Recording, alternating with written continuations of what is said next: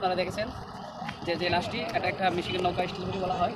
এটার মধ্যে তারা নানা নাতি ছিল দুইজন, তেমনিভাবে নাতি ছোট এবং নানা হ্যান্ডেল ছিল যেটা মেশিন চালায়, কিন্তু ভুলবশত তার লুঙ্গির সাথে সেটাকে বলা হয় পেস লেগে তারপর সেই অ্যাক্সিডেন্টটা হয়েছে, আত্মঘাতী ঘটনা ঘটেছে, সে দুনিয়া ত্যাগ করেছে।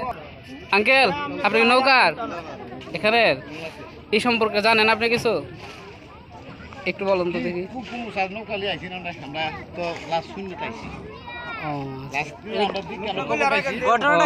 ঘটনা কিভাবে হয়েছে জানেন কি? আমরা নৌকার ভাই পাইছি ফেসাইল বিশিংয়ের মেজে।